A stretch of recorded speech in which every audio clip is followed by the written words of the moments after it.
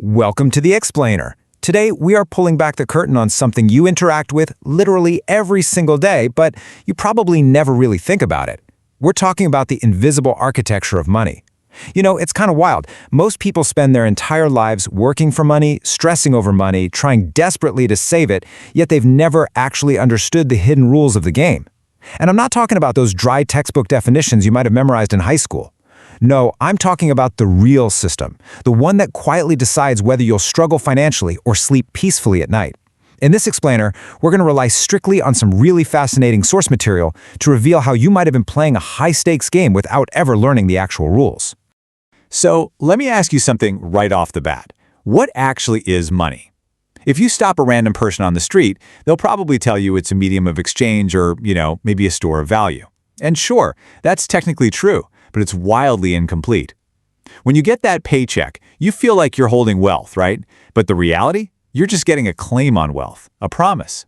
We really need to question our fundamental assumptions here, because the absolute second people stop believing in that promise, poof, it evaporates entirely.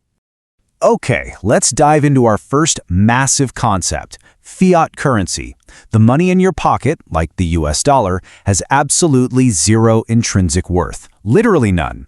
It is nothing more than a collective agreement that a piece of paper, or let's be real, numbers on a digital screen, actually means something. Money is simply trust.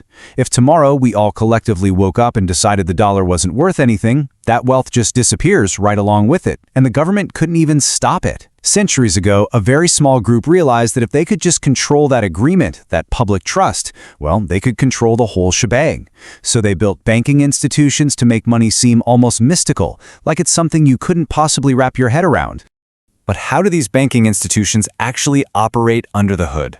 Well, it all boils down to fractional reserve banking. When you deposit your hard-earned cash into a bank, they don't just lock it in a vault with your name on it. No way. They loan it out. They are only required to hold a tiny, tiny fraction of their deposits in reserve. But here's the part that will absolutely make your brain hurt. The bank lends out money that doesn't even exist yet. They literally create it digitally out of thin air every single time a loan is issued. Think about that. Every single dollar in the system beyond physical cash is actually a debt that someone owes to a bank. Let's walk through the logic here, because it is truly mind-bending. Step 1. A bank creates a $1 million loan out of thin air. Step 2. That $1 million enters the economy. It pays construction workers, buys supplies, circulates around. But look closely at step 3. The borrower doesn't owe $1 million. With, say, a 5% interest rate, they owe $1,050,000. The bank created the million, sure, but they did not create that extra $50,000 to pay the interest. That money literally does not exist in the system yet. So the absolutely crucial point here is, where does that extra $50,000 come from? It has to come from somewhere, right? The answer is more loans, more debt. The system doesn't just use debt, it absolutely requires debt to survive. It's an endless cycle of expansion built directly into the game. If the banks stop making loans, the money supply shrinks, and people literally can't pay their interest. This constant perpetual need for growth and debt, it's not a bug in the financial system, it is the core feature. And that feature leads us directly to this staggering number, $154,000. That is the average debt carried by an American household today. Think about that for a second. For a lot of folks, that's a mortgage on a house they don't even own yet. The architects of this system totally understood that most people would rather feel rich living in debt than feel poor being free. So they engineered an entire culture that completely normalizes borrowing. This number is not an accident. It's the direct byproduct of a society designed to keep you borrowing just to keep the economic engine running. And when you zoom out to the macro scale, the numbers get almost comical. $37 trillion. The U.S. national debt surged past the staggering mark in 2025. When you see a number with that many zeros, it proves the system is functioning exactly as it was designed to. It requires perpetual debt expansion at the consumer level, the corporate level, and the government level. So if you've ever stared at your credit card bill and thought, man, I'm just bad with money, understand this. You are playing a game where the rules were written by people who win when you lose. Now you might be thinking, well, fine, I'll just opt out. I simply won't participate. But it's not that easy. The system is built in layers of psychological hooks. Money isn't just for survival anymore. It's for status signaling. You aren't born wanting a phone that costs more than a month's rent, or a car that requires its own line of credit just to replace the tires. You are trained to want them through relentless advertising, social media conditioning, engineered peer pressure. These hooks are incredibly powerful, and they train us to consume and signal a level of wealth that we frankly don't actually possess. So if you feel trapped, don't just beat yourself up over it. Recognize the psychological machinery at work here. There's a brilliant quote from our source material that just hits the nail on the head regarding this psychological trap. Debt is time travel for consumption. It is such a brilliant way to frame it. The system's most genius trick is letting you have all those status symbols before you can actually afford them. You get to feel rich today. You bring your future consumption right into the present. But the really heavy price of that time travel? You mortgage your future freedom for the next 30 years just to pay for it. And that leads us to this stark realization. You are trapped, not in chains, but in comfort. While you're busy paying off that time-traveled consumption, you lose your agility. You can't afford to take risks.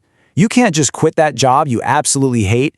You can't start the business you've been dreaming about for years. You are completely beholden to servicing your past consumption.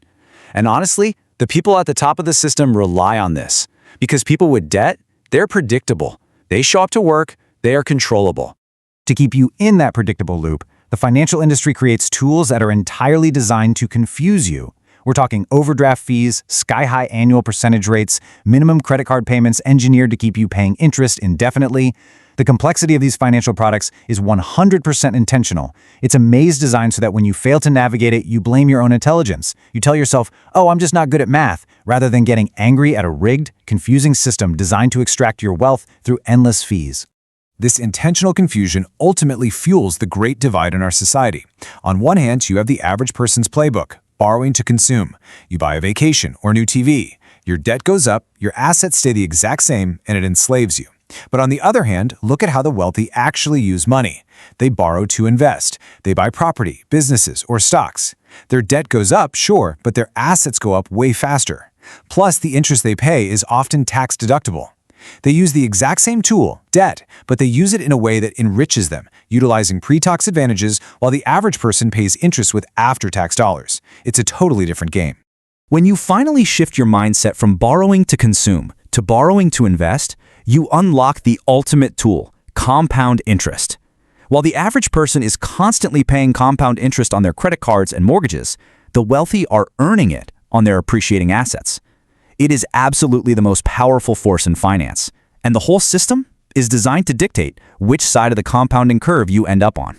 Let's actually break down the map to show you the power of being on the right side of that curve. If you invest just $10,000 at a 10% annual return, after 40 years, you have over $450,000.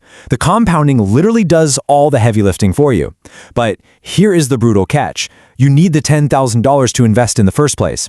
And as we've seen, the system ensures most people are far too busy servicing their debts to ever accumulate that initial seed money.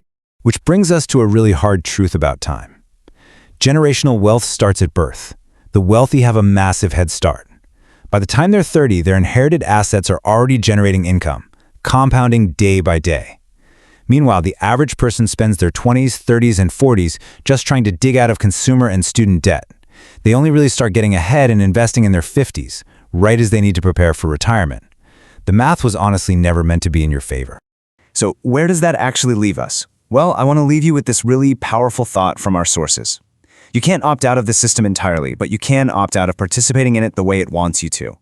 Knowing how this invisible architecture works doesn't magically pay off your loans, obviously, but it does allow you to stop blaming yourself. Once you see the psychological hooks, you can reject the need to signal false wealth. You can decide to stop consuming what you can't afford. What if you decided today to just flip the script? What if you started making money serve you instead of spending your life serving it? The rules of the game are out in the open now. So, how are you going to play your next turn? Thanks so much for joining me on this explainer, and keep learning.